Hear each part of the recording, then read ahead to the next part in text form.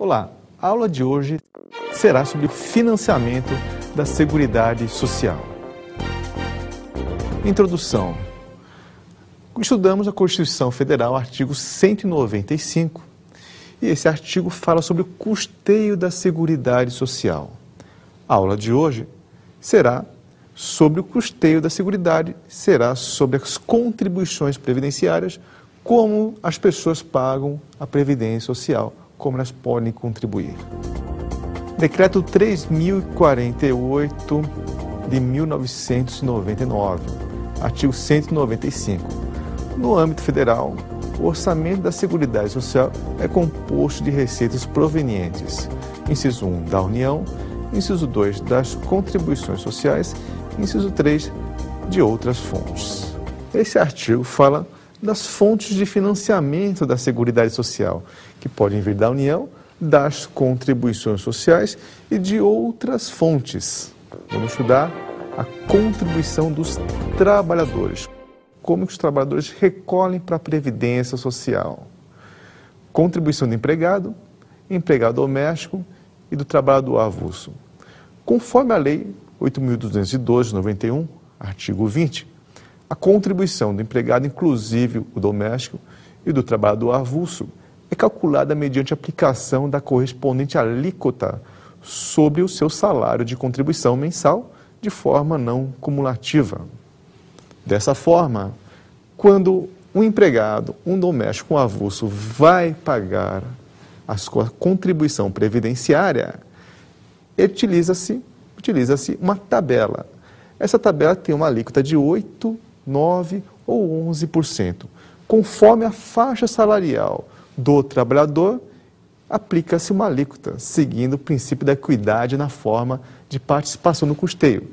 Então, quem ganha mais, paga 11%, quem ganha menos, paga 9%, e quem ganha menos ainda, paga 8%. Por exemplo, uma pessoa que ganha R$1.000, um empregado que ganha R$1.000, a alíquota será de 8%. Ou seja, o valor descontado do seu salário no final do mês será de R$80, 8% de R$1.000. Já o segurado facultativo, ele recolhe com uma alíquota fixa. A alíquota do facultativo é de 20% sobre o seu salário de contribuição. Mas qual é o salário de contribuição do facultativo? Na verdade, ele que declara, ele que escolhe entre o valor mínimo, que é o salário mínimo, e o valor máximo, que é o valor do teto do INSS. Então, entre o valor mínimo e máximo, ele escolhe uma base de cálculo. Ele pode escolher, por exemplo, R$1.000, aplica-se 20%, ele vai pagar R$200 de contribuição previdenciária. Ele pode escolher R$3.000, por exemplo, aplique-se 20%, ele vai pagar R$600 de contribuições previdenciárias. Por isso que ele é chamado de facultativo. Ele mesmo escolhe sua própria contribuição. Continuando a falar do facultativo, existe um plano chamado Plano Simplificado de Inclusão Previdenciária, ou Plano Simplificado da Previdência Social. O objetivo é diminuir a alíquota. Muitas pessoas, muitos facultativos, não têm a condição de recolher 20% sobre o salário de contribuição, né? Então, diminui-se de 20% para 11%. Ou seja, ao invés do facultativo recolher 20%, ele pode optar a recolher 11%. Porém, essa opção, ele vai recolher somente sobre o valor mínimo, que hoje é o salário mínimo. Então, ele vai recolher 11% de um salário mínimo.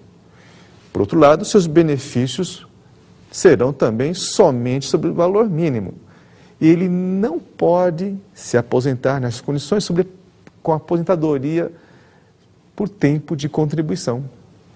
Então, nesse caso, a aposentadoria por tempo de contribuição está excluída dos benefícios que a pessoa que optar por esse plano simplificado tem direito. Nesse caso, ele vai, então, se aposentar por idade. Já o recolhimento do contribuinte individual. Como que o contribuinte individual recolhe?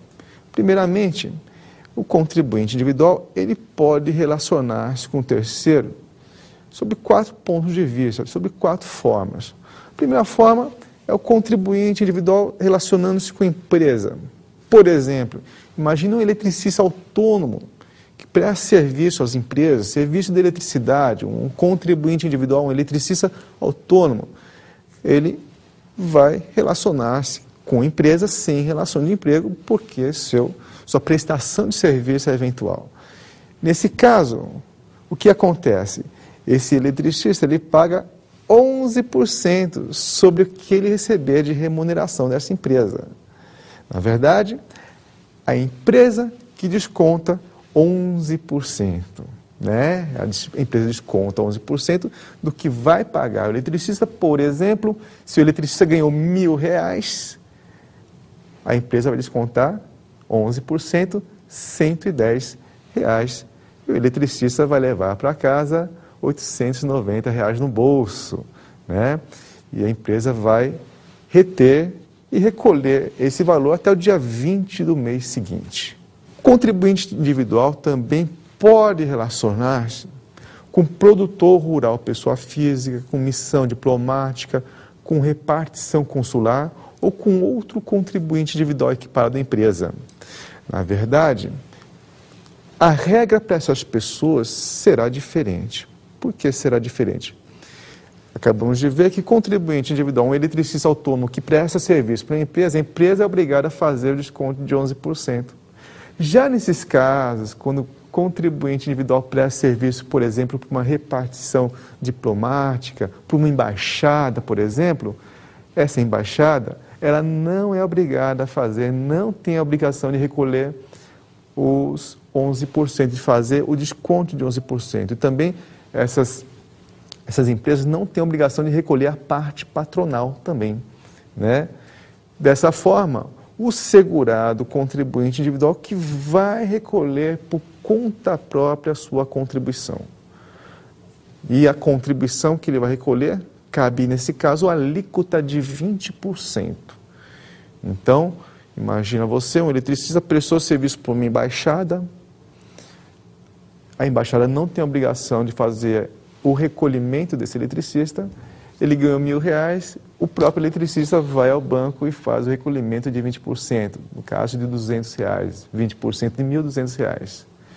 Agora, se se esse contribuinte individual conseguir comprovar que aquela embaixada fez o pagamento da cota patronal, nesse caso, haverá um desconto. Ao invés de ele pagar 20%, ele vai pagar 11% apenas. O contribuinte individual também pode relacionar